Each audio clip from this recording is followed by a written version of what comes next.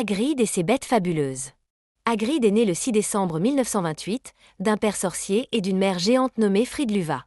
Cette dernière l'abandonne alors qu'il n'a que 3 ans. Il est donc un demi-géant, ce qui explique sa taille impressionnante, sa force hors norme, mais aussi la discrimination qu'il subira toute sa vie dans le monde sorcier. Il entre à Poudlard en 1940, dans la maison Gryffondor.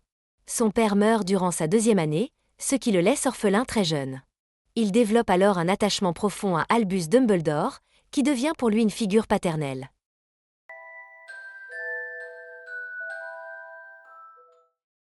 L'affaire Aragog et son renvoi.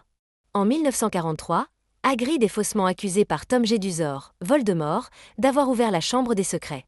Jedusor manipule les faits pour faire croire que le monstre responsable est Aragog, une acromantule qu'Hagrid élevait en secret. Il est renvoyé de Poudlard, sa baguette est brisée, et il lui est interdit de pratiquer la magie. Mais Dumbledore, convaincu de son innocence, lui permet de rester à Poudlard comme garde-chasse. Hagrid cache les morceaux de sa baguette dans un parapluie rose, qu'il utilise discrètement pour faire de la magie, comme transformer Dudley en cochon ou allumer un feu.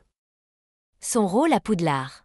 Hagrid devient gardien des clés et des lieux, puis professeur de soins aux créatures magiques à partir de Harry Potter et le prisonnier d'Azkaban.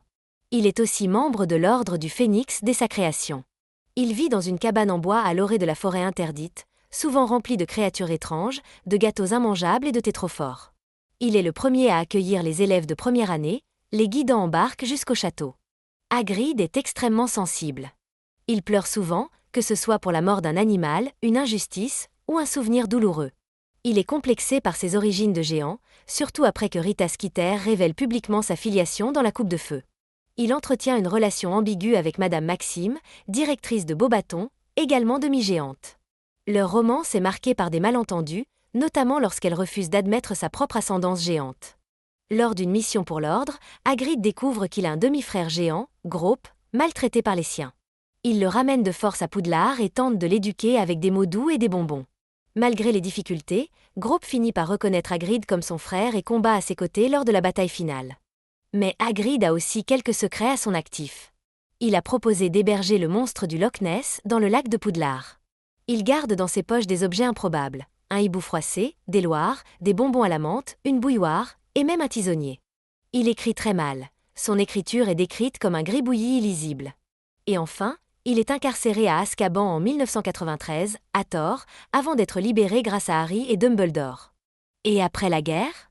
Que s'est-il passé pour lui ? Dans L'Enfant maudit, on apprend qu'en 2017, Hagrid est toujours garde-chasse à Poudlard. Il invite Albus Potter, le fils de Harry, à venir prendre le thé avec lui, perpétuant ainsi son rôle de protecteur bienveillant pour une nouvelle génération.